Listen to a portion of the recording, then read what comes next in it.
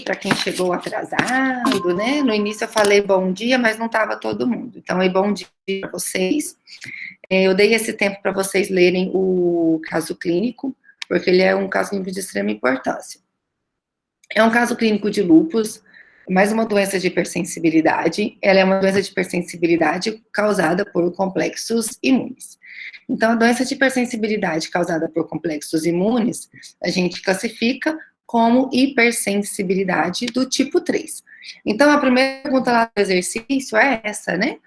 Qual é o tipo de doença de hipersensibilidade do lúpus eritematoso sistêmico? O tipo da doença de hipersensibilidade do lúpus eritematoso sistêmico é hipersensibilidade tipo 3, porque ela é provocada por complexos imunes, certo? Então, aí vamos lá.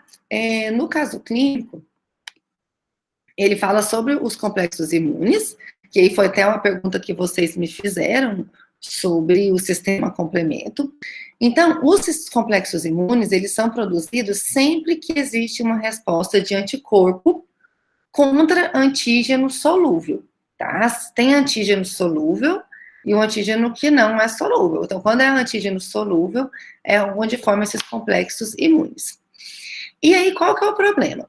Quando começa a avançar a resposta imune, esses complexos imunes, eles vão se tornando maiores. E aí, é o que eu tinha comentado no início da discussão, que eu já era até para estar gravando, né, e eu esqueci de colocar para gravar. Mas eu coloquei para vocês a imagem lá do sistema complemento. Então, lembra lá do semestre passado? E qualquer coisa, quem tiver alguma dúvida em sistema complemento, lá no meu canal do YouTube também tem uma aula só sobre sistema complemento. Então, o sistema complemento, ele tem 3 vias de ativação.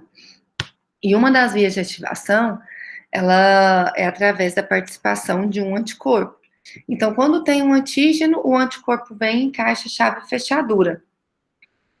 E aí, o anticorpo, então, ele é específico, né? Então, ele reconhece de forma específica ali o antígeno. Vem a proteína do sistema, complemento, encaixa aqui na porção FC desse anticorpo e ativa a cascata proteolítica, que é a inflamação, opsonização e a MAC. E lembrando, com a opsonização, facilita a fagocitose. Então, geralmente, o que é o normal de acontecer?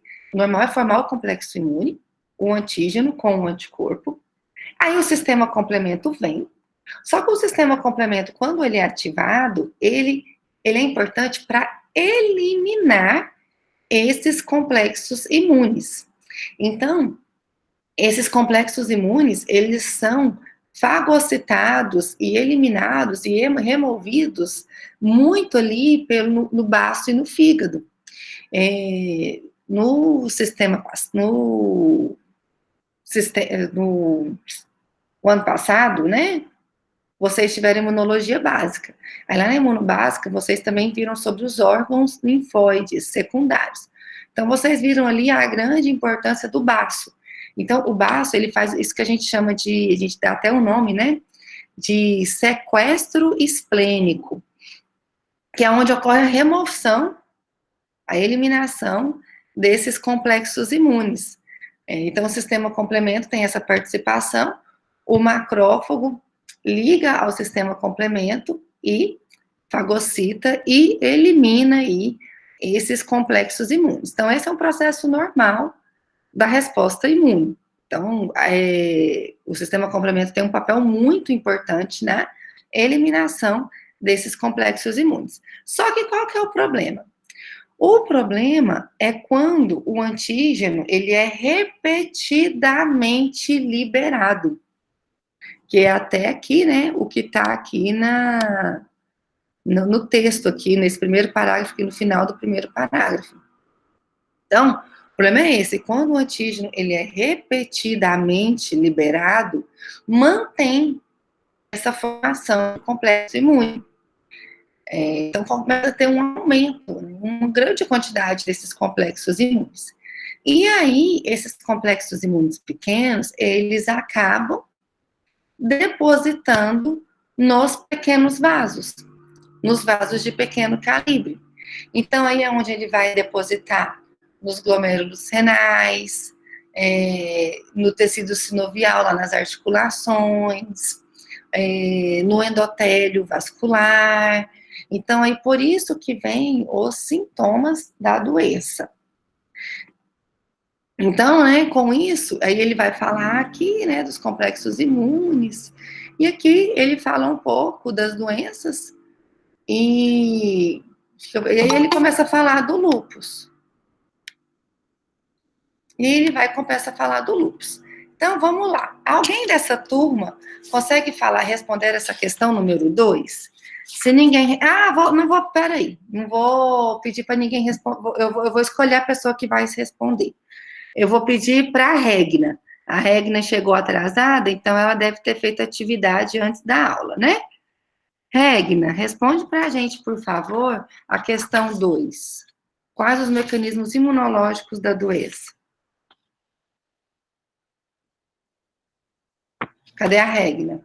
Oi, professora. Oi, tudo bem? Bom dia. Bom dia. Você consegue Repete de novo? Responde para a gente, por favor, a questão 2 do caso clínico. Quais os mecanismos imunológicos da doença lúpus eritematoso sistêmico?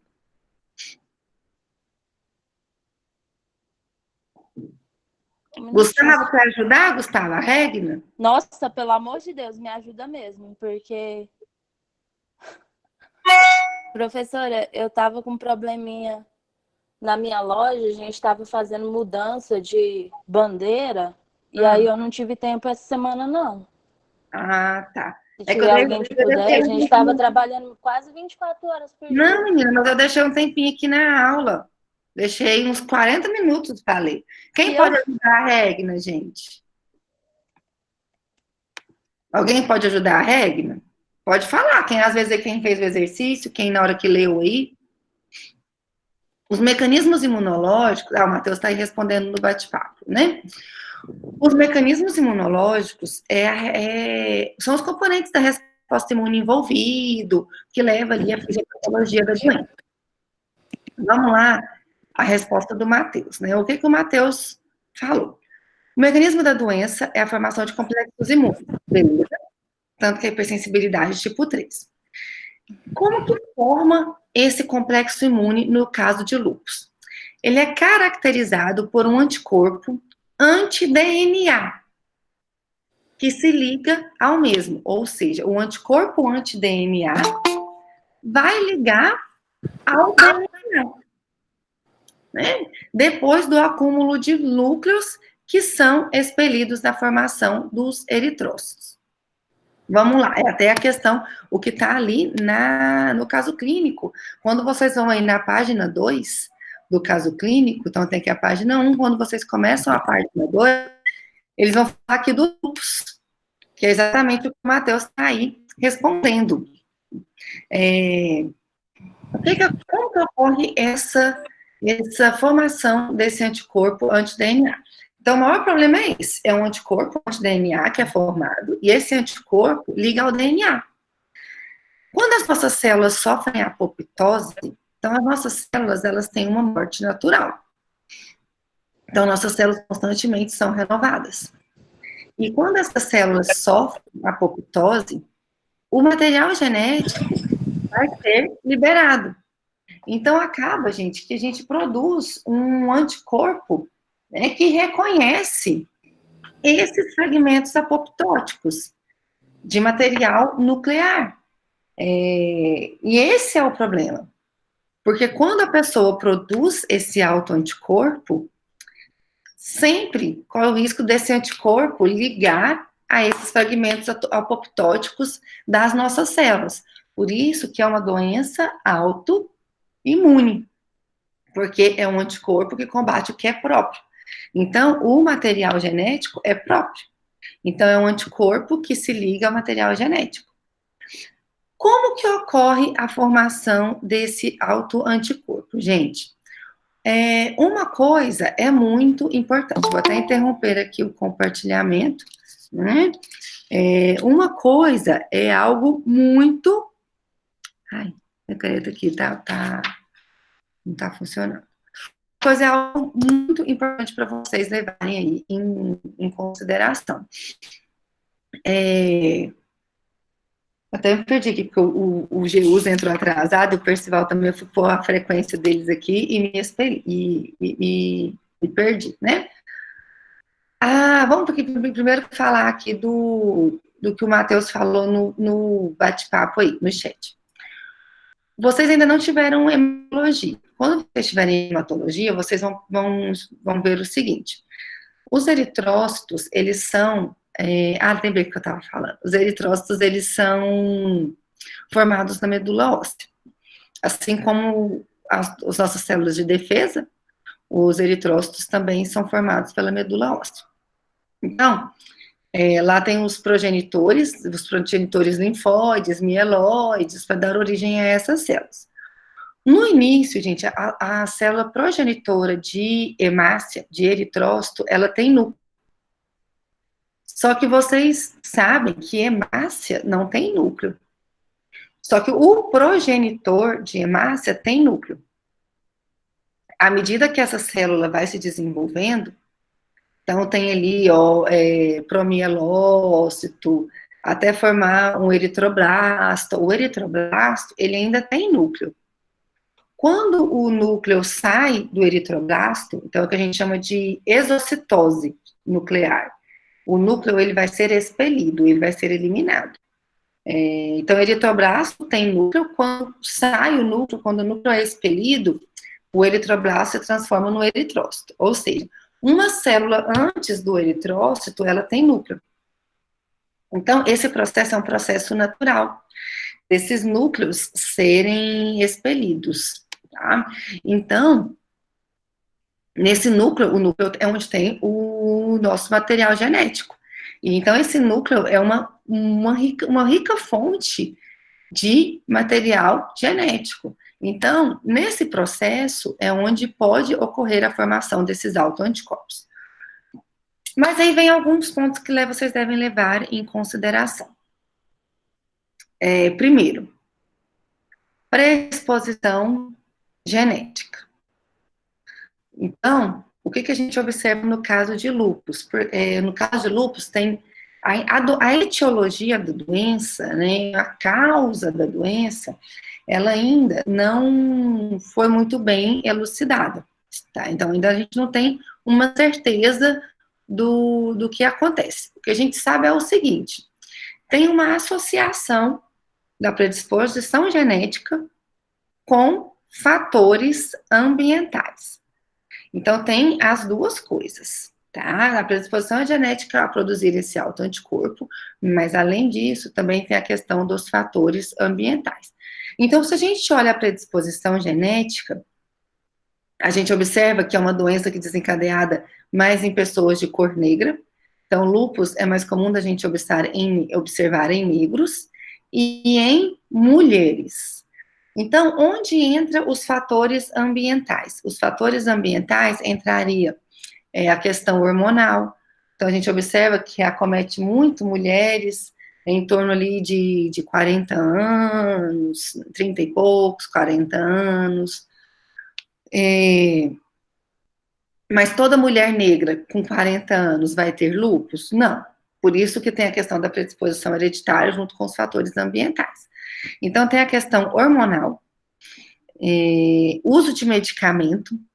Então, às vezes, eles associam com algum uso de algum medicamento, muito medicamento voltado para a parte hormonal. Então, anticoncepcionais, né, eles acabam associando.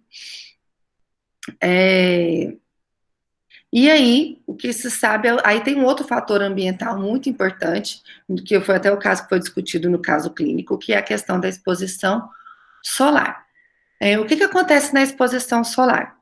O UV, a radiação solar, né, ultravioleta, ela provoca destruição celular. Então, o que a gente observa que acontece aí com essa criança? É uma adolescente, é uma menina de 16 anos aí no caso clínico. Ela teve uma exposição solar forte. Então, na exposição solar, ocorre destruição celular. Tanto que tem pessoas que pode ter queimadura, lesões graves na pele por causa dessa radiação, né, dessa exposição solar. E aí foi o que aconteceu com a menininha, teve uma grande destruição celular. Com a grande destruição celular, tem os fragmentos apoptóticos. Se ela já tem essa predisposição hereditária a produzir esse autoanticorpo, se ela, às vezes, até já tinha esses anticorpos provenientes ali de núcleo de eritroblasto, né, de núcleo expelido do eritrócito. E aí vai ter uma grande destruição. Então, ela já tem ali, por exemplo, a predisposição de produzir esse autoanticorpo. Se tem uma grande destruição, olha o tanto de fragmento apoptótico que vai formar. Aí começa a ter o processo de apresentação de antígeno desses fragmentos apoptóticos. E aí, então, começa a produzir uma grande quantidade desse autoanticorpo. E aí o autoanticorpo vem e começa a se ligar a esses fragmentos apoptóticos. Quando o anticorpo liga nos fragmentos apoptóticos, o sistema complemento vem para tentar remover. Por isso que observou ali uma diminuição nos níveis de C3, porque começou a clivar sistema complemento, certo? Só que o problema é que formou muito fragmento apoptótico. Teve uma grande destruição. Então, produziu uma grande quantidade desse autoanticorpo. Então, formou muito complexo imune.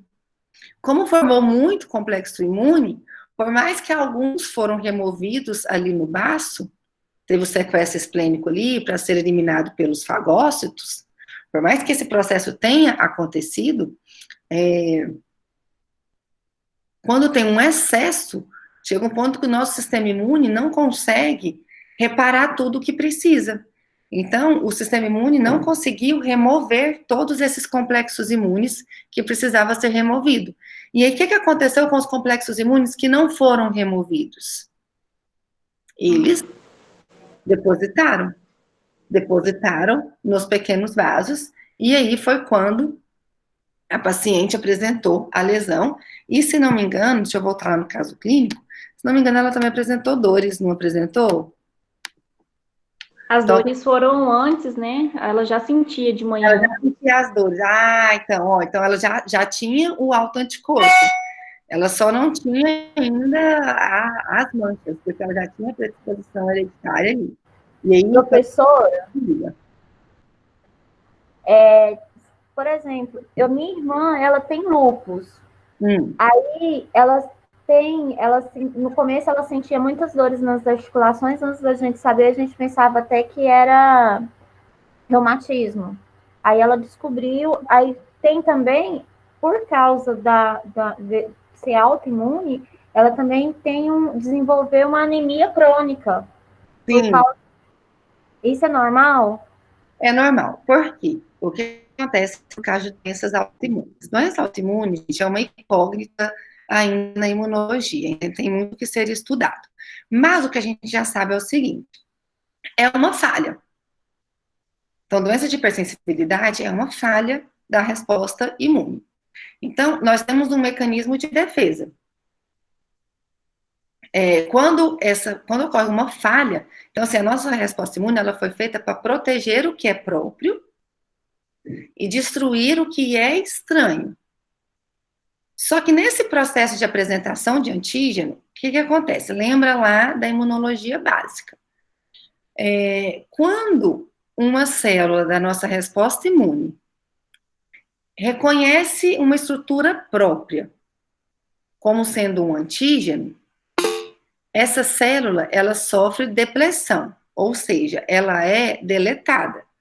Então, por exemplo, se eu tenho um linfócito B reconhecendo um material genético meu como sendo um antígeno, esse linfócito B vai produzir um anticorpo para destruir esse antígeno. E esse linfócito B vai produzir um anticorpo para destruir essa estrutura do meu material genético. Só que, na prática, nosso sistema imune tem um processo de seleção positivo e negativo. Então, quando acontece isso, quando uma célula nossa identifica uma estrutura nossa como sendo estranho, essa célula nossa, ela sofre depressão, ela é deletada. Por quê? Porque a gente não pode destruir o que é próprio. Então, nosso sistema imune ele tem esse processo de seleção no processo de ativação. Reconhecer um antígeno, é antígeno mesmo, é estranho, então pronto. Então, você vai para o combate, você vai ser ativado, vai lá, linfócito, vai lá, vai ser feliz, vai nos proteger. Se o linfócito reconhecer uma estrutura própria, não, ó, você não pode ir, não.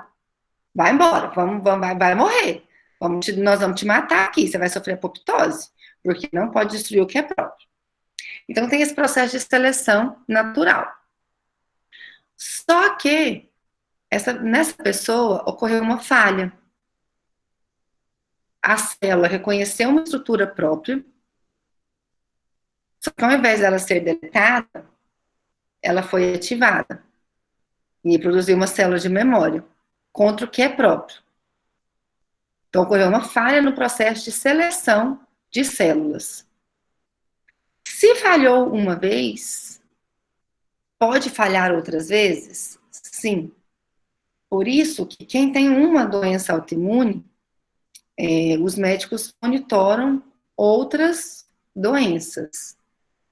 Até aquela situação em que eu comentei com vocês no início do semestre, né, antes ali da minha cirurgia, que eu tenho uma doença autoimune.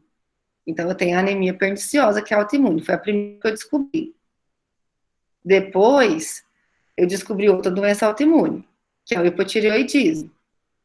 E aí, essas duas doenças levou ao processo que eu tive que fazer a cirurgia ali no início do semestre.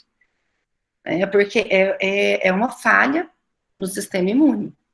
É o sistema, o próprio destruindo o que é próprio. Então, se falhou uma vez, pode ser que falhe outras vezes. Então, e aí outra coisa, muitas têm a questão da hereditariedade. Por isso que, se sua irmã vai ser monitorada, por isso que é importante, alguns médicos até recomendam que os irmãos, né, outros também façam esses exames de autoimunidade. Por quê? Porque muitas têm a questão da predisposição hereditária. Então, se tem a questão da predisposição hereditária, se um tem, pode ser que o outra pessoa da família, né, também tenha essa predisposição. Deixa eu dar uma olhada, entendeu? Eu não sei quem foi que me fez a pergunta da irmã, entendeu? Porque pode desenvolver outras doenças? Foi eu, a Catiúcia. Entendi, professora, obrigada. Aí, outro detalhe é o seguinte.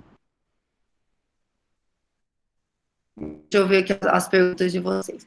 Aí, um outro detalhe, o que a gente observa no caso de lúpus? O problema do lúpus é o complexo imune que deposita. E a gente comentou no início da aula que o sistema complemento, ele tem um papel muito importante na remoção desses complexos imunes. Né? Então, o sistema complemento, ele faz parte desse papel, né? Tanto que no início aí, essa menininha até teve quando ela estava na fase aguda da doença, até teve uma diminuição do sistema complemento. Os níveis de C3 diminuíram, né? Mas o que a gente observa também? A gente observa que tem algumas pessoas que têm uma predisposição hereditária a ter um defeito no gene, no desenvolvimento do C1q.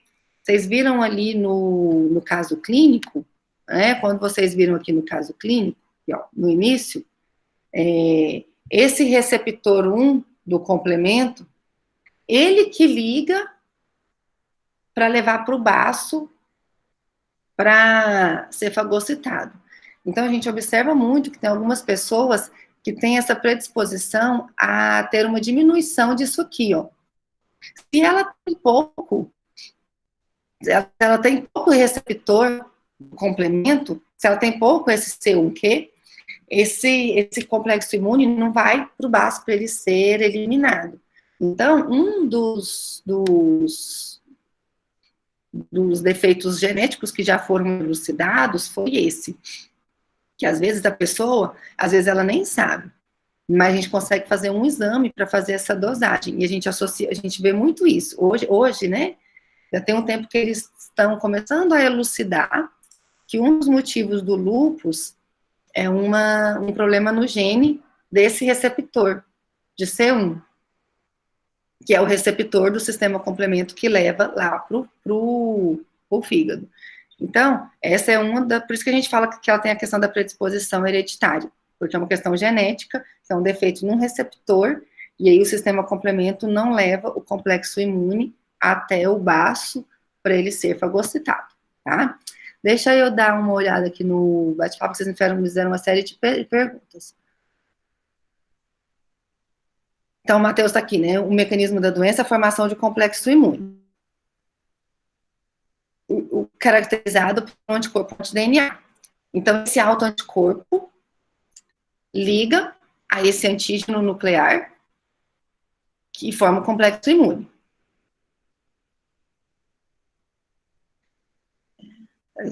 Que se liga ao mesmo depois do acúmulo de núcleos que são... Esse acúmulo de núcleos que são expelidos na formação de eritrócito, Matheus, é o que desencadeia a formação desse anticorpo anti-DNA.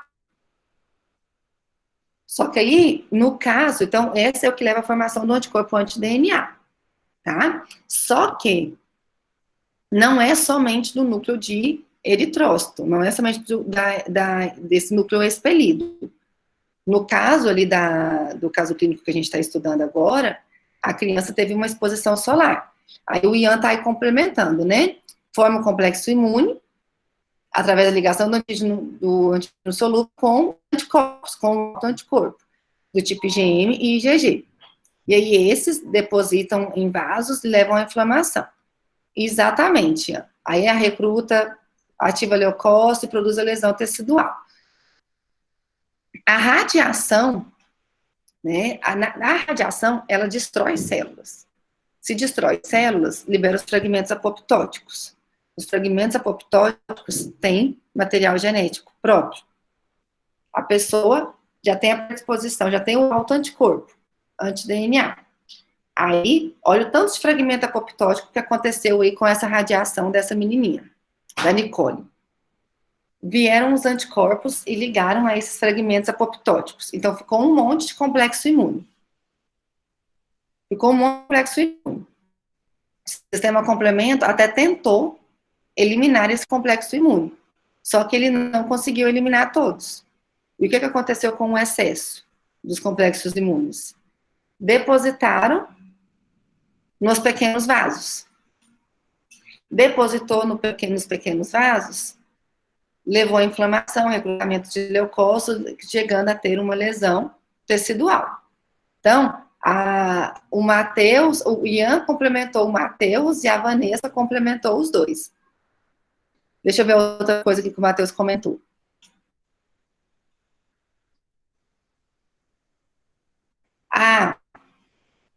Falando no casos gerais da sensibilidade do tipo 3.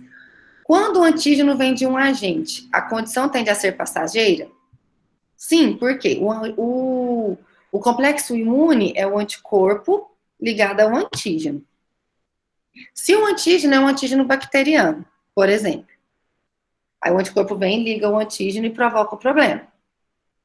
Se você consegue eliminar a bactéria, você tem, por exemplo, um antibiótico específico contra aquela bactéria. Tomou um antibiótico, matou a bactéria. Matou a bactéria, o próprio medicamento eliminou o antígeno. E aí o anticorpo agora vai se ligar a quê? A nada. Então, aí pode ser reversível. Então, nós temos doenças, nós temos doença hemolítica autoimune, nós temos doença hemolítica autoimune do tipo 2 e do tipo 3. Então, às vezes, se vocês forem... Depende do mecanismo que vai desencadear a doença hemolítica autoimune. Então, nós temos doença hemolítica autoimune que é passageira por causa disso. Porque é um antígeno de um agente, uma bactéria, por exemplo. Aí mata a bactéria e aí volta ao normal. Agora, no caso de lúpus, sempre vai ter o antígeno, exatamente, Matheus. Aliás, sempre não. O problema é o excesso. Então, o paciente com lúpus, ele não pode, por exemplo, ter exposição solar. Ele não pode, ele tem que tomar muito cuidado com a exposição solar. Porque com a exposição solar, aumenta a quantidade de antígeno. Então, se aumenta a quantidade de antígeno, forma os complexos. E aí, se não consegue remover, deposita e volta a ter os sintomas da doença. Por isso que pacientes com lúpus eritematoso sistêmico não tem cura. O paciente, ele tem que ser para sempre monitorado. Ele constantemente tem que estar indo ao médico fazer o controle da doença. E tomar os cuidados. Quais são os cuidados? Não ter excesso de destruição nuclear. Por isso que regra básica para paciente com lúpus, radiação, cuidado com radiação.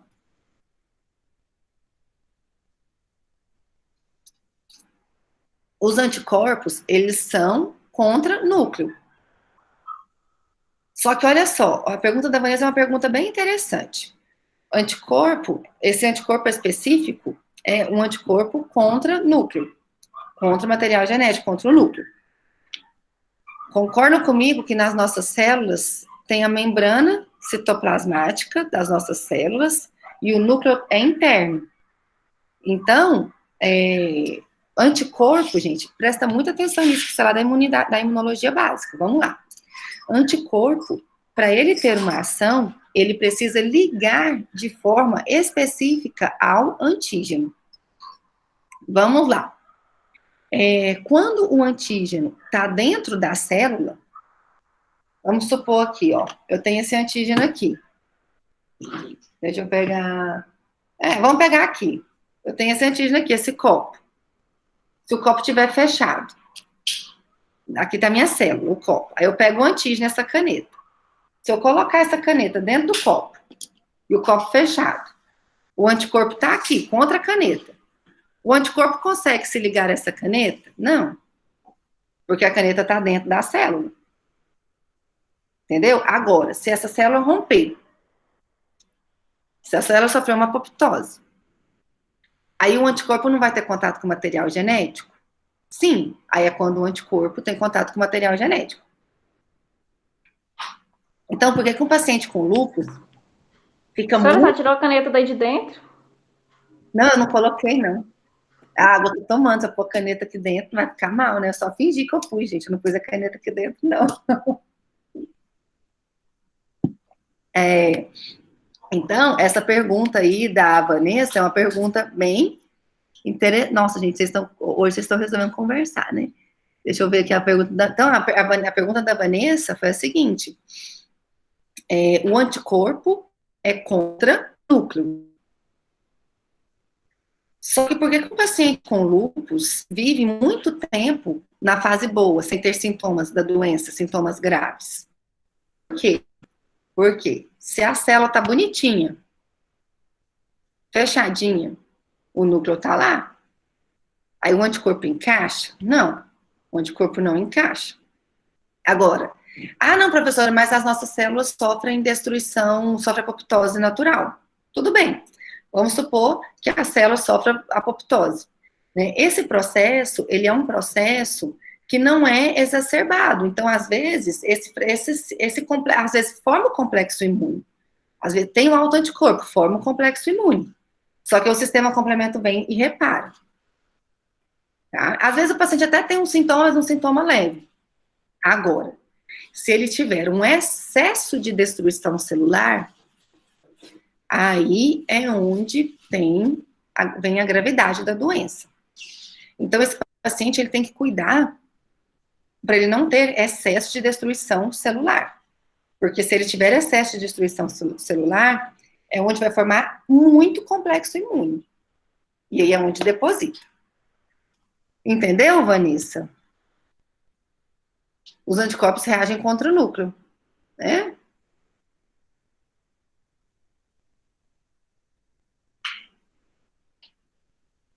A hemácia, ela não tem núcleo. O eritroblasto é o que vai dar origem à hemácia que tem o núcleo. Catiúcia me perguntando como que é o efeito cascata. O efeito cascata, Catiúcia, é o seguinte, é porque nós temos vários componentes do sistema complemento. Lembra lá da imunobásica? Oi? É porque, eu tô falando assim, porque como você estava explicando sobre os efeitos colaterais da doença e tudo, aí eu falei assim, então é como se fosse um efeito cascata, uma coisa vai levando a outra. Isso, exatamente. Porque o sintoma vai depender do local em que o complexo imune depositar. Vamos supor que o complexo imune deposita no glomérulo. O paciente vai ter um problema renal. E se o complexo imune depositar nas articulações? O paciente vai ter dor nas articulações.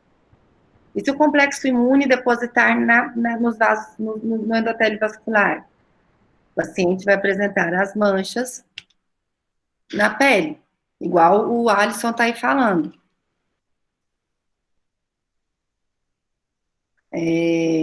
Estresse. Estresse provoca destruição. Então, o estresse pode agravar a doença? Pode. Outro cuidado que a pessoa tem que ter é com atividade física. Atividade física é bom? Atividade física é ótimo. Um paciente com lúpus tem que ter hábitos saudáveis? Sim. Tem que se alimentar bem, tem que dormir bem, tem que praticar atividade física, para não ter um excesso de destruição celular. Então, ela tem que cuidar do sistema imune dela. Mas, e se ela resolve ser atleta? Um paciente com lúpus, se ele treina muito e começa a ter muita destruição celular, pode agravar a doença? Pode. Então, ela tem que treinar? Sim. Só que ela não pode treinar ao ponto de ter muita lesão tecidual. Porque se tiver muita destruição celular, também vai agravar a doença.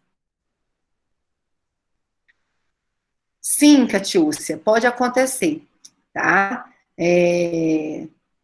Pode acontecer sim. Às vezes, não tem exatamente a mesma doença autoimune, mas pode ter outra. Pode acontecer. Foi até o caso que a gente comentou no caso clínico de dermatite e de asma. De dermatite eu lembro bem, que a família da criança lá do caso clínico, a mãe tinha alergia alimentar, o pai tinha outra rinite, e o menino tinha dermatite. Então, assim, é a falha. Teve a falha da resposta imune, essa falha eles associam com a predisposição hereditária, só que nem sempre vai manifestar exatamente a mesma doença.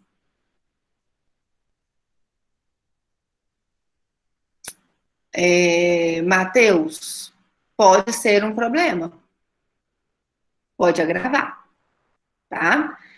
Então, a gente tem, o paciente com lúpus, o cuidado que ele tem que ter é esse, é ter o sistema imune sempre bom, então se alimentar bem, dormir bem, e além disso, ele tem que cuidar para não ter destruição celular. Então, não evitar exposição solar, porque pode agravar a doença. Certo, gente? Então, nessa segunda questão, né, fala dos mecanismos, pergunta lá, quais os mecanismos imunológicos da doença. Então, os mecanismos imunológicos da doença é exatamente isso que vocês colocaram aí no bate-papo, e até o que estava ali no início do texto. No início do texto. Que tem a exocitose do núcleo de eritrócito, a pessoa já tem a predisposição hereditária, aí tem essa exocitose de núcleo, ocorre a falha, produz um anticorpo anti-DNA, e a partir do momento que a pessoa tem anticorpo anti-DNA, ela pode reagir contra o núcleo. E aí, tem uma grande destruição celular, esse autoanticorpo reconhece os fragmentos apoptóticos como material genético, forma complexo imune, excesso de complexo imune deposita nos pequenos vasos e gera a lesão tecidual. Então, esse é o mecanismo imunológico da doença. Entendeu, gente? Vamos lá para a próxima questão. Que aí, né, que aí o próprio caso clínico consegue responder para a gente. Professora, Sim. eu estava, assim, um pouquinho sem graça de perguntar, mas eu não conseguia achar aqui na atividade. Semana passada eu abri, consegui entrar e tudo, mas não está aqui no site mais da faculdade. Não ficava no último, embaixo da doença hemolítica do recém-nascido que a gente fez? Eu acho que ela está na lateral. Tem assim, apresentação, unidade, caso clínico de lúpus. É porque ela está na apresentação, ela não está na... Não, eu já li tudo. Eu vou até olhar, mas tá. Inclusive, teve colegas da turma. Não, mas está na apresentação. Não, estava na apresentação lá no final. Agora que eu só estou vendo as aulas, eu procurei tudo aqui. Semana passada eu consegui entrar. Pô, mas tá lá. Aula ao vivo. A Analine me falou que estava agora, entrou agora no... Continuação da aglutinação. A Analine não, outra pessoa que falou, esqueci quem foi. Não. Deixa eu olhar. Não, então tá bom. Não, assim, só querendo ressaltar, porque semana passada eu entrei, aí hoje eu fiquei um pouco perdida porque eu não consegui achar aqui. Eu vou até compartilhar minha tela aqui com você, ó. Tá. Só para vocês verem. Gente, será que... Não. Aqui, gente, para mim vai aparecer mais coisa que para vocês, né? Mas tá aqui nesse canto, ó. Caso clínico, lúpus eritematoso sistêmico, aulas gravadas, clique aqui. Achou? Tá nessa, bem aqui na parte inicial, aqui, ó. Tem apresentação, conteúdo da disciplina, fórum, caso tá, não, tá, achei agora. Porque eu tava procurando onde a senhora coloca, geralmente. Obrigada. Tchau. Isso significa que a senhora não entrou na semana passada. Entrei! Não, pode... Dá pra ver os acessos? Eu entrei, eu juro que eu entrei. Tá bom. Tchau. Então, gente, vamos lá para a próxima pergunta. Quais os sintomas os pacientes com lúpus eritematoso sistêmico podem apresentar? Vamos lá no caso clínico? Quais os sintomas que a Nicole apresentou que é de lúpus, característico de lúpus? Quem pode responder para mim? A Nicole desenvolveu vermelhidão e erupção cutânea dores nas articulações. Oi? E dores nas articulações, quadris. E dores nas articulações. Ela teve dores nas articulações dos dedos e do quadril. Do quadril.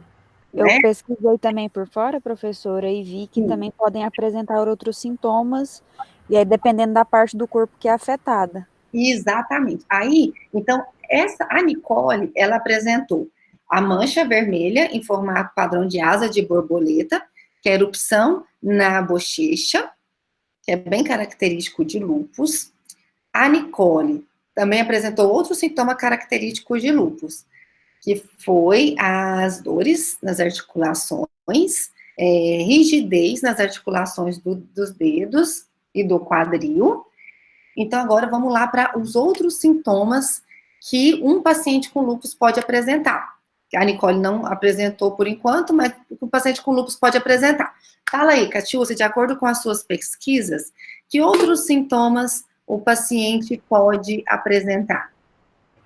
A minha irmã vou colocar pela minha irmã, né? Pelo que eu vejo dela. Ela deu dores nas articulações, a anemia dela contínua, às vezes, ela tem que tomar soro, sangue, né? E ela teve também dores, cansaço. Então, vamos lá. Então, então a gente já falou da mancha vermelha. As manchas vermelhas, só que essas manchas dela, ela forma só se ela pegar sol ou se ela estressar. Uhum. Se ela não pegar sol e não ficar estressada, tanto é que o médico pede para ela ficar tranquila e não pegar sol de jeito nenhum. Por que não pode pegar sol e por que não pode estressar? Porque estresse e a radiação solar aumenta fragmentos apoptóticos. Então, com isso, vai ter destruição celular. Então, com isso, ocorre a formação de mais complexos imunes. E o problema da doença é esse, é o excesso de complexo imune. Não pode deixar formar esse complexo imune.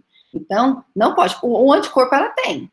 O anticorpo ela só não pode ligar a esses fragmentos apoptóticos, que senão vai desencadear a doença todinha de novo. Né? Então tem a mancha vermelha, tem as dores.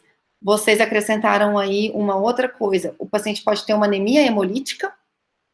E outra coisa que o paciente pode apresentar, gente, o paciente pode apresentar problema renal. Tanto que tem situações em que o paciente morre por causa de lúpus. Então, ela é uma doença, hoje, que os médicos conseguem controlar a doença no paciente. Então, só uma pergunta, Catiúcia, tem quanto tempo que sua irmã descobriu que tem lúpus?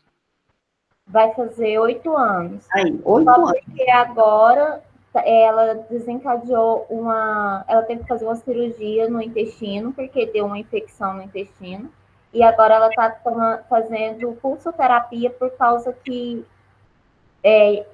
foi para os rins. Aí agora está dificultando, a função renal dela só está 25% dos dois. Aí, esse que é o problema, gente. A pessoa, ela vive muitos anos tranquilo com lúpus, porque aí vai monitorando, vai controlando a doença. O maior problema é dependendo do órgão em que compromete. Então, os complexos imunes, eles podem depositar em pequenos vasos, de qualquer órgão. Então, dependendo do lugar que ele depositar, o problema pode ser grave. O problema pode ser, às vezes, irreversível, porque, às vezes, tem uma lesão tecidual, ao ponto, vamos pegar o caso aí da própria irmã da Catiúcia. Os complexos imunes depositaram nos glomérulos, e ali gerou um processo inflamatório, começou a ter lesão tecidual no glomérulo, que agora ela já está com 75% da atividade renal comprometida. É isso mesmo, Catiúcia? 25% está funcionando. Isso. Então, a gente levou ela agora no médico, né, especialista, para os rins, aí ele ainda perguntou para ela se já tinha começado a fazer diálise. Mas ele vai tentar salvar os rins dela sem precisar fazer hemodiálise. Porque o problema é o complexo imune, o problema é a lesão tecidual provocada pelo complexo imune. Então, um dos grandes, o que desencadeou toda a doença é um problema imunológico. Então, vamos lá, vamos voltar para a gente, daqui a pouco a gente chega no tratamento, né? O tratamento é a última pergunta. Então, na questão 3, pergunta quais sintomas que o paciente com lúpus pode apresentar. É exatamente isso que a Catiúcia falou para vocês. Os sintomas vai depender do local em que os complexos imunes depositarem. Então, com isso, o paciente ele pode apresentar manchas vermelhas na pele, o paciente pode apresentar problema renal, o paciente pode apresentar dores nas articulações, se depositar nas articulações, vai ter dor na articulação. O paciente pode pode apresentar uma anemia hemolítica, porque se o complexo juntar com as hemácias vão ser eliminadas e podem ter destruição de hemácia. E então, esses são os sintomas da doença. Vai depender do local em que o complexo imune depositar. Certo? Vamos lá para a quarta questão. A quarta questão a gente até já respondeu. Mas vamos lá. Por que você acha que o C3 presente no soro da Nicole foi quantificado tanto na sua primeira visita ao hospital, como após a terapia? Então, o C3 da Nicole foi quantificado 2 vezes. Inclusive, eu vou até compartilhar novamente o caso clínico aqui com vocês, para a gente ler lá. Olha o que ela fez, né? Então, olha só. Quando a Nicole foi levada ao hospital, fizeram exames lá na Nicole. E aí, olha os exames que fizeram na Nicole. Colheram uma amostra, e aí confirmou a presença de anticorpos antinucleares. Então, aí, já fechou o diagnóstico da doença.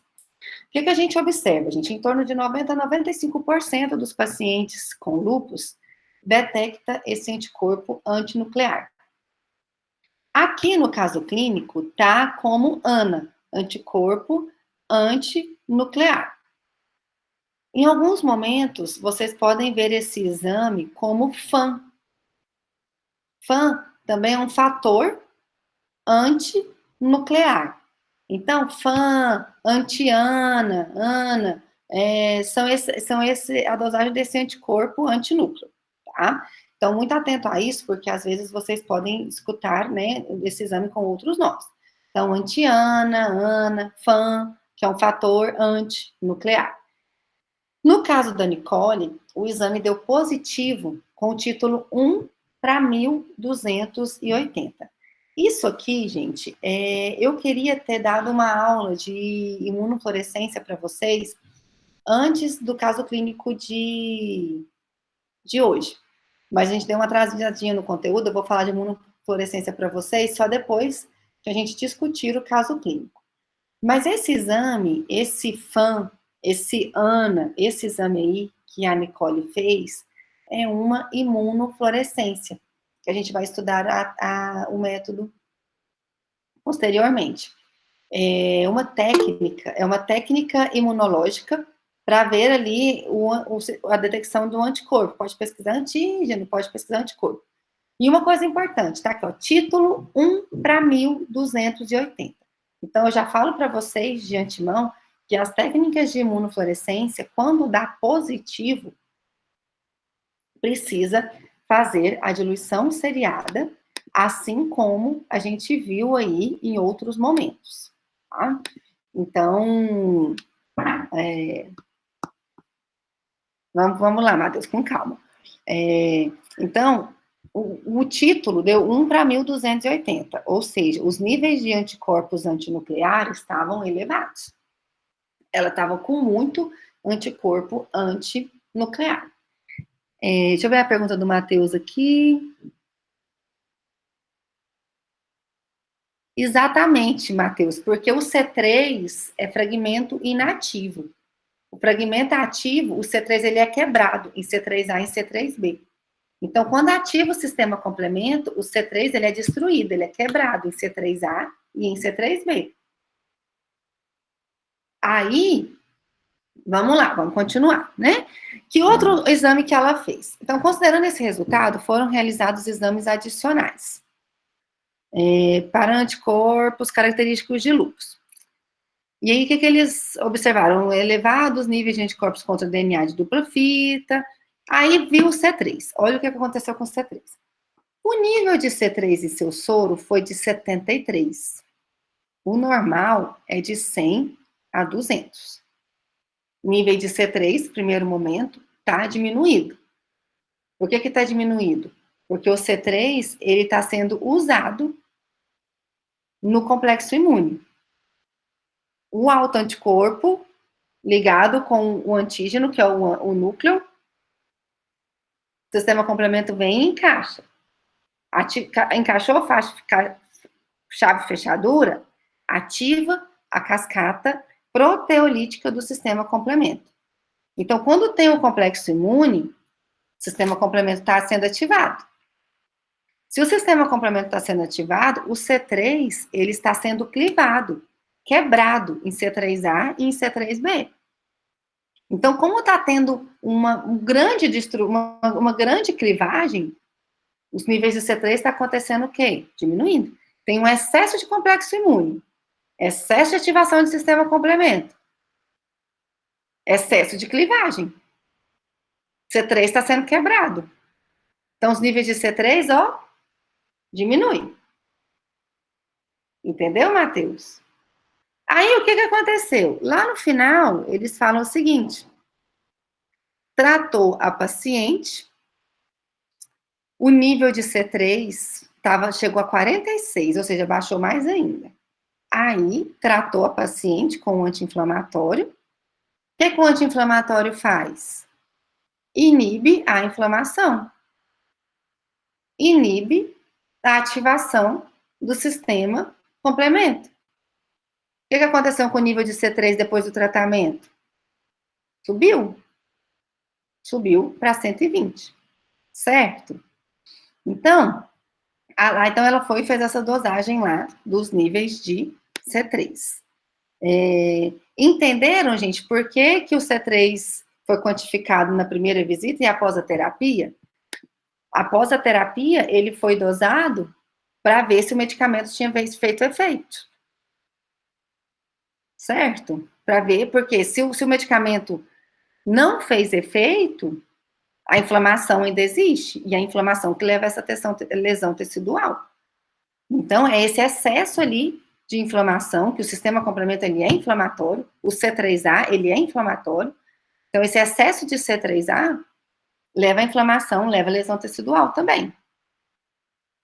Então, o medicamento, ele dosou de novo o C3 para ver se o medicamento fez efeito, para ver se diminuiu o processo inflamatório.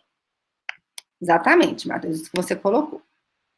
Vamos lá para a quinta questão. Aí, gente, continuou falando aí dos exames. Quais outros exames que eles fizeram nessa paciente? Fizeram dosagem de plaqueta, só que a dosagem de plaqueta estava normal. Fizeram o teste de Cumbis. O teste de Cumbis deu negativo. E pediram uma amostra de urina, que também não mostrou nenhuma alteração. Vamos lá. Agora eu quero saber se vocês estavam atentos ao que aconteceu nas nossas aulas passadas, quando nós falamos de teste de Cumbis. Quinta questão. Por que o médico pediu o teste de Cumbis, gente? O que significa, nesse caso, o teste de Cumbis? O médico tá doido? Pediu esse teste de Cumbis à toa? Quem pode responder para mim? Eu coloquei assim, ó, que o teste de Cumbis denota hemólise imunomediada. Foi feito teste de Cumbis para detecção de anticorpos antifosfolipídio para saber a causa do LES da Nicole. A gente não comentou que um paciente com lúpus, ele não pode ter uma anemia hemolítica? Dependendo do local que o complexo imune deposita, não é o sintoma da doença? Então, um paciente com lúpus, ele também pode ter anemia hemolítica? Pode, infelizmente sim. Então, por que o médico pediu o teste de Cumbis? Ele pediu o teste de Cumbis para ver se a paciente tinha anemia hemolítica. Para ver se o lúpus dela estava atingindo estava gerando outros problemas. Então, ele pediu o teste de Cumbis para isso, para saber se a paciente tinha esse anticorpo contra a hemácia. Se ela tinha essa doença hemolítica. No caso lá do teste de Cumbis, a gente falou muito sobre a doença hemolítica do recém-nascido. Nós até vimos um caso clínico sobre doença hemolítica do recém-nascido. Mas o teste de Cumbis serve só para a doença hemolítica do recém-nascido? Não. O teste de Cumbis direto serve para ver se o paciente tem doença hemolítica autoimune. E o teste de Cumbis indireto serve para ver se o paciente tem um anticorpo que destrói hemácia. Então, o teste de Cumbis, ele foi solicitado para isso, tá? Então, o teste de Cumbis, ele foi, o objetivo, né, desse teste era estabelecer se a Nicole tinha anemia hemolítica autoimune ou não. Graças a Deus, o exame dela deu negativo. Então, ela, pelo menos por enquanto, ela não tem anemia hemolítica autoimune. Uma preocupação a menos para essa menina, uma preocupação a menos para esse médico tratar esta paciente. Entendeu, gente? Por que pediu o teste de Cumbis? A resposta da Analine está correta? Sim, está correta. Né? Então, é isso. O teste de Cumbis direto e indireto, o que significou nesse caso? O teste tinha o objetivo de estabelecer se ela tinha anemia hemolítica autoimune. Como não detectou o anticorpo, ela não como deu negativo, ela não tem a doença hemolítica autoimune. Vamos lá para a sexta questão. Podemos ir para a sexta? Vamos lá. Por que Nicole deveria evitar exposição direta à luz solar? Quem pode responder para mim? A exposição a raios ultravioletas pode exacerbar ou induzir as manifestações sistêmicas do LED. Foi o que a senhora falou agorinha, provoca apoptose. Exatamente. A exposição solar, radiação UV, pode provocar reincidência da doença. Por que que a exposição solar pode provocar reincidência da doença? Porque tem a destruição celular. Do mesmo jeito, né, a questão do estresse, igual a Catiúcia comentou aí, do caso da irmã dela. O médico fala, você não pode estressar, você não pode ter exposição solar, você não pode, para evitar reincidência da doença. Você não pode, para evitar situações graves da doença, consequências. Lúpus, hoje você está bem, hoje você está controlada, mas se você não se cuidar, pode formar muito complexo imune. E você pode ter um problema renal grave por causa disso. Então, dorme bem, descansa, não fique estressada, não toma sol, para evitar a reincidência da doença. Então, é por isso que Nicole tinha que evitar a exposição direta à luz solar. Sétima questão, essa também eu quero saber. Análises repetidas da urina de Nicole foram negativas. Gente, para que esse médico pedia exame de urina?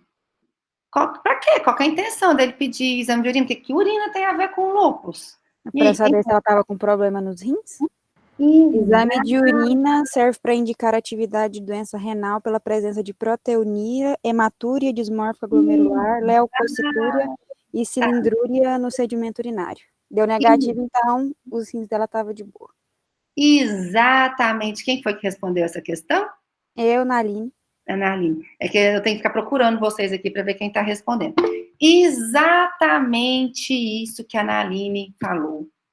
Por que pede exame de urina, gente? Para ver função glomerular. Para ver se o glomérulo está funcionando. Para ver se a filtração está normal. Para ver se o paciente não tem uma glomerulonefrite. A gente viu que um dos problemas do lúpus é que os complexos imunes podem depositar nos glomérulos, ter um processo inflamatório no glomérulo, ter uma glomerulonefrite. E aí, como que a gente descobre se o paciente tem uma glomerulonefrite? Exame de urina. Um simples exame de urina, a gente consegue detectar um problema renal. Por quê? Porque uma urina, vamos pegar os exemplos que a Aline colocou. Piúria, leucocitose, hematúria. Hematúria, gente, é hemácia na urina. Leucócito na urina. Não é normal a gente ver muito hemácia na urina e nem muito leucócito na urina. Se tá vendo hemácia na urina, é porque tá tendo lesão tecidual nos glomérulos. O paciente está tendo uma glomerulonefrite. Então, um simples exame de urina, a gente consegue ver.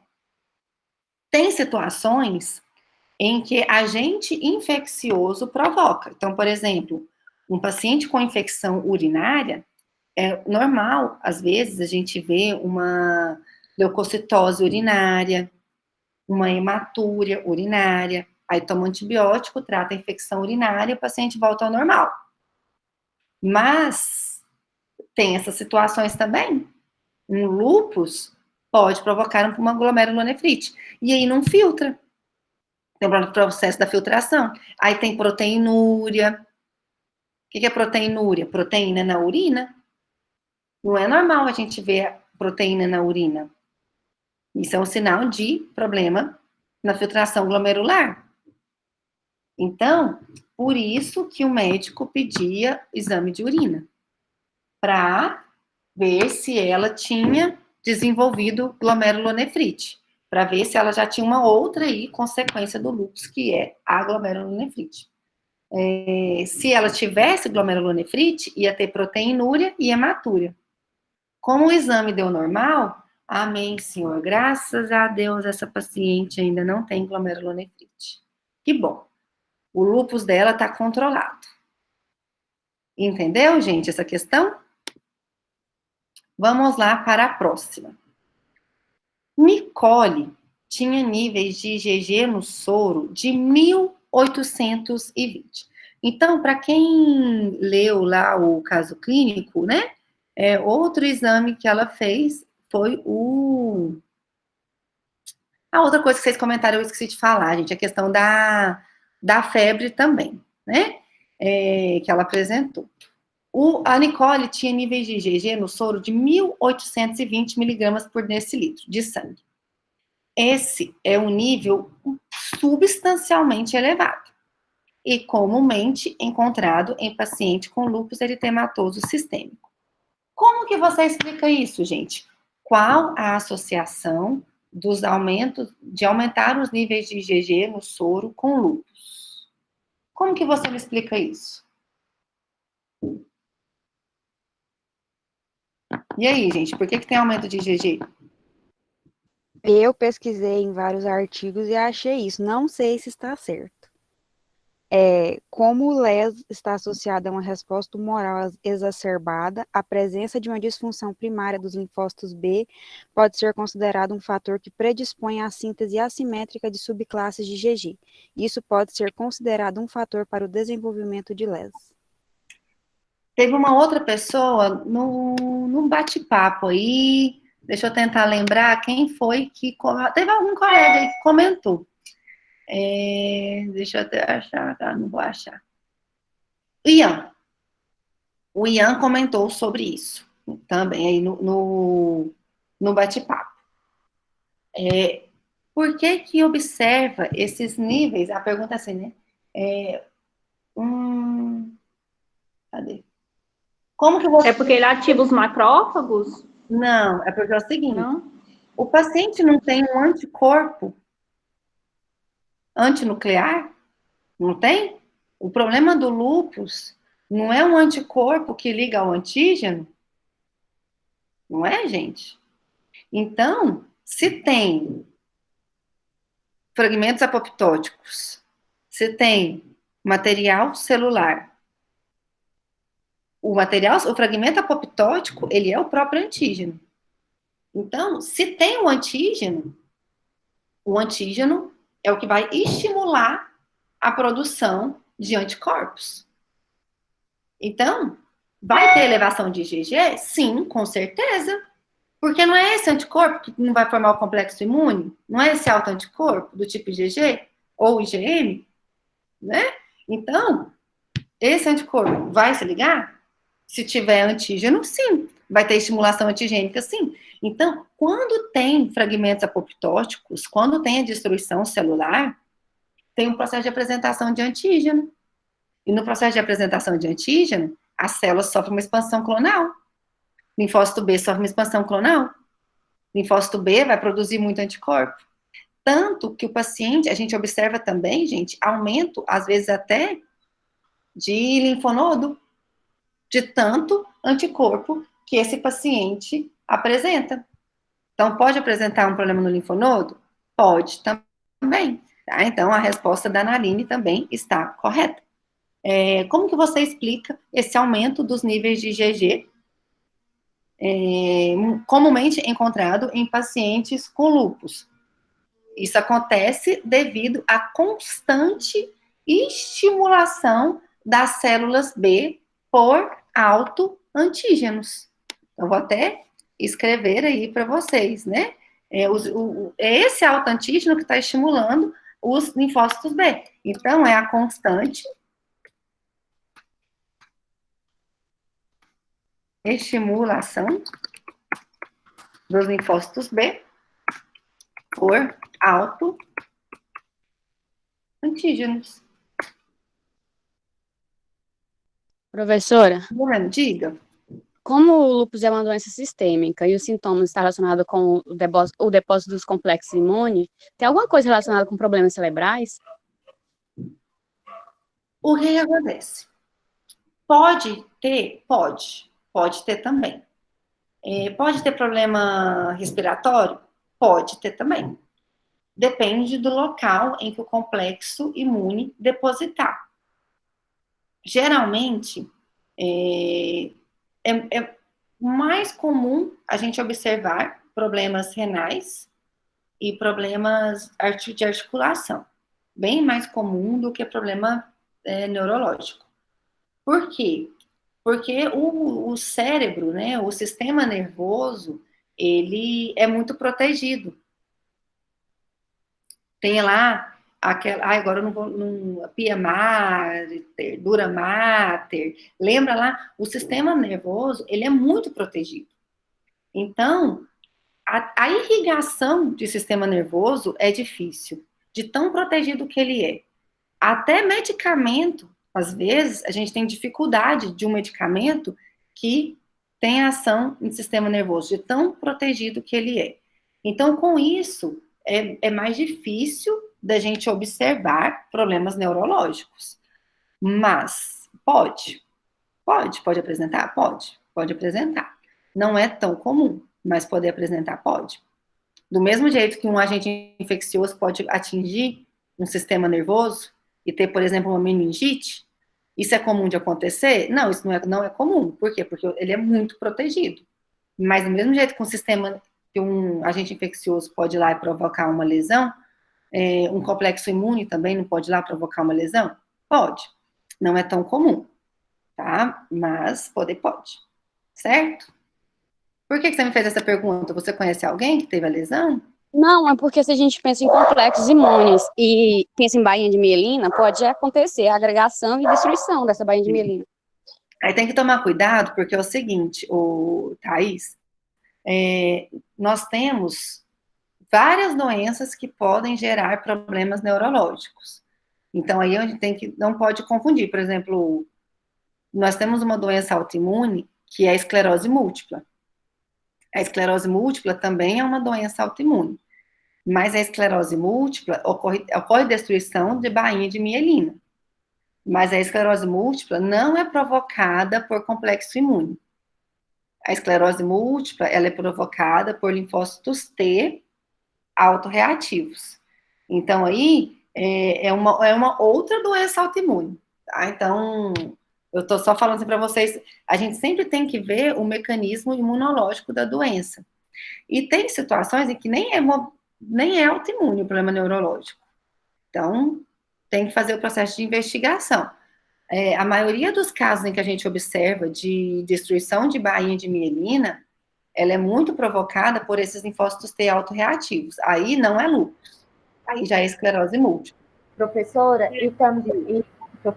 Catiúcia, também, em questão à múltipla esclerose, às vezes o problema neurológico é por causa dos medicamentos que são muito fortes também. Eles podem dar depressão, eles dão muito efeito colateral, e muitos deles, eles dão demência, sabia? O meu padrasto, ele é muito nervoso, e ele toma um remédio muito, muito forte. E a médica dele falou que esses problemas, esses surtos que ele dá, às vezes ansiedade, essas coisas, é por causa da medicação. Às vezes nem é a doença, é a medicação que faz isso acontecer. Tem que avaliar tudo. Por isso que a gente fala, não é fácil fechar o diagnóstico de uma doença. Por quê? Porque tem várias causas. Então, para isso que tem que investigar medicamento, tem que fazer os exames laboratoriais para fazer essa investigação. O Matheus está me perguntando... Vi que algumas pessoas produzem anticorpos, antifosfolipídios do sistema de coagulação. Então, é um anticorpo contra o sistema de coagulação. Mas, para isso, antes a pessoa precisa ter a lesão tecidual para que isso ocorra? Não necessariamente, Matheus. Eu não fiz essa pergunta para vocês, mas no caso clínico, o médico fez dosagem de plaquetas. Vocês viram que ele fez dosagem de plaqueta? Por quê? Porque o autoanticorpo pode encaixar com a plaqueta que é envolvida na coagulação. E aí, o paciente pode ter um problema na cascata da coagulação por causa desse autoanticorpo. E aí, isso pode levar à lesão tecidual. Essa que foi a pergunta que você fez, Matheus, pelo que eu entendi? Ele não precisa ter a lesão tecidual antes, não. A lesão tecidual pode ser depois. Basta ter o autoanticorpo. Porque, às vezes, no início é silencioso. Mas quando aumenta a quantidade desse autoanticorpo, é onde vem a lesão tecidual. Entendi essa pergunta, Matheus, ou não? Então, vamos lá. Vamos para a nossa última pergunta. Qual o tratamento da doença? E aí, vamos voltar lá no caso clínico para a gente ver como que essa paciente foi tratada? Vamos lá. Exatamente, o Matheus. O autoanticorpo que desencadeia o problema na cascata da coagulação. Vamos lá, gente. E aí entra até um assunto que a gente estava falando muito nos dias de hoje, em épocas de coronavírus. Um dos medicamentos que começaram aí a falar muito foi sobre a cloroquina, hidroxicloroquina, um antimalárico. E aí, não sei se vocês se lembram, mas antes de fazer... Hoje a cloroquina, a hidroxicloroquina, está com retenção de receita, né? O medicamento sob prescrição médica de controle. Mas antes de ter controle de receita da hidroxicloroquina, o que os brasileiros fizeram? Quando saiu no noticiário que a hidroxicloroquina tinha uma ação positiva contra o coronavírus. Os brasileiros saíram loucos nas drogarias e compraram todos os estoques de hidroxicloroquina que tinha no Brasil. E aí, o que aconteceu, gente? Uma coisa muito triste, né? Porque aí, não sei se vocês viram no noticiário, começaram a entrevistar pessoas com lúpus, pacientes com artrite, e pessoas, assim, implorando para a população brasileira não fazer isso, porque os estoques acabaram e a pessoa precisa do medicamento para controlar lúpus. Então, como Professora, que Diga. Eu tenho um amigo que ele trabalha numa farmácia. Aí tem a mãe de uma conhecida deles lá, já é cliente, já que todo mês ela vai lá buscar o remédio para tratar o lúpus da filha. A menina parece que tem 15 anos, ela é bem nova. Aí só que dessa vez, aí eles colocaram que a hidroxicloroquina só pode ser vendida com receita. Aí ela foi lá para buscar o remédio e eles não puderam vender para ela, porque ela não tinha receita. Aí ela teve que ir atrás do médico. E aí ela ia tentar marcar a consulta com o médico para conseguir a receita. Aí eu não falei com meu amigo para ver se ela conseguiu a receita para ir buscar o medicamento. Não, olha a situação. Meu sogro, ele tem artrite, tem problema reumático. E aí ele precisa da hidroxicloroquina. Já tem mais de uma semana que ele está em busca do medicamento, ele está com a receita, mas não consegue comprar porque está em falta. Ele mora em Brasília, ele não mora aqui em Goiânia. Então, lá em Brasília, ele está com dificuldade de comprar a hidroxicloroquina. Então, nessa época, acaba que, antigamente, eu lembro direitinho, nos outros semestres, quando eu estudava, quando eu falava sobre esse caso clínico com os alunos, eles ficavam assim, nossa, professora, mas um antimalárico para lúpus, o que tem a ver uma coisa com a outra, né? Agora, nesse semestre já está diferente, porque discutimos muito sobre isso aí no noticiário, sobre hidroxicloroquina com outros fins terapêuticos. A hidroxicloroquina, ele tem um efeito imunomodulador. Como o problema, ele é desencadeado pela autoimunidade, por um autoanticorpo, a hidroxicloroquina tem esse efeito imunomodulador e por isso que ela é utilizada no tratamento desses pacientes. Mas geralmente, gente, são pacientes graves. Nem todo paciente com lúpus é tratado com hidroxicloroquina, não, tá? Alisson, exatamente, eu tive essa notícia que as farmácias de manipulação estão tendo. Inclusive, na sexta-feira, Eu tive notícia que lá na Alex Pharma tinha chegado estoque de hidroxicloroquina. Então, na enfermagem de manipulação, tá achando mesmo, né? Então, como que eles trataram essa paciente com lúpus? Nicole foi aconselhada a tomar um agente antimalárico, a famosa hidroxicloroquina, né? Um sulfato de hidroxicloroquina. Então, ela foi, o que eles passaram para ela? Hidroxicloroquina, falaram para ela evitar contato direto com o sol. E aí, qual o efeito do antimalárico, da hidroxicloroquina? Se sabe que a hidroxicloroquina tem esse efeito imunomodulador. Então, como é uma doença autoimune, observa-se que tem uma resposta positiva. Diminui muito os imunocomplexos aí dessa doença. Tá claro qual que é o mecanismo de ação? Sabe direitinho onde a hidroxicloroquina age, em qual receptor, o que ela faz, onde ela atua? Esse mecanismo de ação, ele ainda não foi detalhado. Observa-se que, na prática, tem esse efeito imunomodulador. Por isso que eles utilizam. Ainda não sabe muito bem o mecanismo de ação detalhado, mas o efeito prático, observa-se. Tá? É igual muitas perguntas de vocês, né? Professora, hidroxicloroquina é contra a malária. O que malária tem a ver com vírus? O que malária tem a ver com coronavírus? É aquela coisa. Observa-se que está tendo uma resposta. Mas o mecanismo de ação ainda não está tão bem assim elucidado.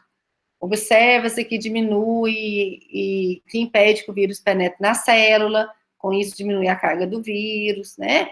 Mas, assim, de ter certeza no mecanismo de ação, gente, não é algo muito fácil. Então, assim, hidroxicloroquina, ele é um medicamento utilizado para lúpus, não somente para lúpus, mas também pacientes com artrite reumatoide, paciente com essas doenças reumáticas, viu? Porque observa-se esse efeito imunomodulador, tá? Aí, né, ela tratou, ela ficou bem por um tempo. Um mês depois, a dor voltou, piorou. Teve febre, calafrio, linfonodo, olha aí o linfonodo que a gente estava falando, gente. O linfonodo, ó, palpável. Por que o linfonodo é palpável? Porque aumenta a estimulação de linfócitos B a esses antígenos autorreativos. Então, a gente observa aí também o aumento do linfonodo. Aí, ela voltou para o hospital, aí voltou vermelhidão, voltou erupção, oh, meu Deus, voltou a doença todinha. Inchaço, aí os níveis de C3 diminuiu de novo, o anticorpo anti-DNA tinha aumentado, ou seja, a doença voltou todinha. Aí, como que eles trataram a paciente? Prednisona, naproxeno. Prednisona, naproxeno. O que aconteceu com os sintomas? Rapidamente foram controlados, ela ficou bem, os níveis de C3 subiram. Então, gente, qual que é o tratamento da doença? O tratamento, ele é baseado em corticoide, anti-inflamatório, evitar a destruição celular, por isso que não pode ter exposição solar, evitar estresse, procurar se alimentar bem, dormir bem, tá?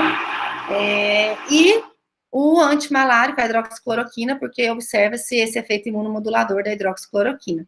E esse é o tratamento da doença. Inicialmente parecia tão difícil, não parecia, gente? Professora, não tem cura, né? É só tratamento paliativo para controlar os sintomas, né? Porque eu pesquisei e vi isso. Que ele é paliativo e é só para controlar os sintomas. E aí o tratamento depende do nível de intensidade e agressividade em cada pessoa. Exatamente. Não tem cura, gente. A única coisa que a gente pode fazer com esse paciente é controlar. Como que a gente controla? Corticoide, anti-inflamatório, Em muitos casos, os médicos utilizam a hidroxicloroquina. E evitar a formação de complexo imune. E isso, a pessoa vai ser controlada para sempre. Melhora, piora, melhora, piora, melhora, piora, melhora, piora. Não dá para o paciente usar corticoide em altas doses para o resto da vida. Então, melhora, às vezes suspende o corticoide. Voltou sintoma? Volta a medicação. Exatamente, Alisson. Por isso que não pode fazer o uso de corticoide crônico, porque pode ter outros problemas. Só que, ao mesmo tempo, a resposta imune desregulada provoca lesão. Por isso, gente, que não é fácil tratar um paciente com corticoide. O médico sofre em tratamento de paciente com corticoide. Por quê? Porque o corticoide, ele é utilizado para inibir a inflamação. Porque a inflamação exacerbada está provocando a lesão tecidual. Aí ele usa o corticoide. Só que ele pode usar o corticoide para sempre? Também não. Porque o corticoide leva à imunossupressão. Por isso que a hidroxicloroquina, ela é muito utilizada. Porque a hidroxicloroquina é um imunomodulador. Então, esse efeito de imunossupressor, ele é muito mais observado com o uso crônico de corticoide. Então, é por isso que fica. Passa o medicamento, diminui, mexe na dose, aumenta a dose, diminui a dose. É uma luta. E esse paciente, ele não pode descuidar. Entrou, teve sintoma, tem que entrar com corticoide. Porque ele não pode ter excesso de complexo imune. Se tiver, pode ter sintomas graves, de chegar a situações igual a irmã da Catiúcia aí, já tá com dificuldade de problema renal. Aí pensa, tem que fazer hemodiálise. Então, vem todos aí os problemas, né? Aí é aquela coisa que eu falo, gente. Doença autoimune não tem cura. Mas quando tem tratamento, é ótimo. Por exemplo, eu falo, as minhas doenças autoimunes, eu não posso reclamar, porque todas elas não têm cura, mas tem tratamento. Então, por exemplo, eu tenho um anticorpo que bloqueia meu receptor de vitamina B12 no estômago. Ou seja, eu não absorvo vitamina B12. Tudo bem, eu vou lá e tomo uma injeção de B12. Melhor do que eu tomar o... Vocês não estão me vendo? Eu estou vendo. Né? Aí eu é normal. Ótimo. Aí a outra doença minha, que aí eu comecei com anemia perniciosa. Mas beleza, tem cura? Não tem. Eu vou ficar para sempre tomando injeção de citoneurin, para sempre, o resto da minha vida. Aí depois vem a outra, o hipotireoidismo. Autoimune também.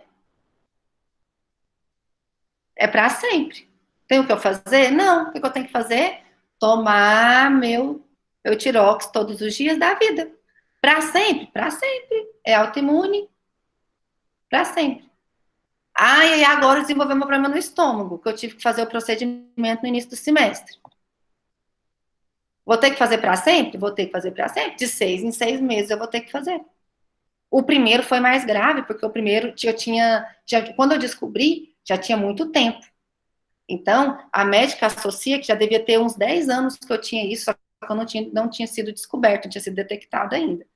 Então, a minha primeira, ela foi mais invasiva, eu tive que ficar 15 dias de repouso, porque foi mais invasivo. Mas agora que eu já sei, de 6 em 6 meses, eu vou lá, faço o procedimento, faz a raspagem e pronto. O resto da vida? O resto da vida. É igual paciente com lúpus. Pro resto da vida? O resto da vida. Corticoide? Corticoide. Corticoide vem, corticoide vai, corticoide vem, corticoide... Pro resto da vida? Pro resto da vida. Tem cura? Não. Não tem cura. Tá? Entenderam, gente, a questão? Professora, no caso daquela cantora Selena Gomez, que tem lupus. Quem? A Selena Gomez. Ela tem lupus. Aí, no caso dela, eu não lembro qual que foi o órgão dela parou, aí ela pegou e fez o transplante de órgão. Foi rim. O dela foi rim. Tá. Aí, no caso, assim, quando é possível transplantar, eles correm atrás para transplantar. Sim. Só que aí é aquela coisa, a doença autoimune, ela continua. Então, pode ser que daqui 5 anos ela tenha lesão nesse outro rim que foi transplantado? Sim, pode acontecer. Porque o complexo imune vai continuar aparecendo. O que precisa fazer? Não formar complexo imune. Então, ela tem 2 opções. Ficar calma, se alimentar bem, dormir bem, ter hábitos saudáveis de vida, não ter exposição solar, e usar corticoide.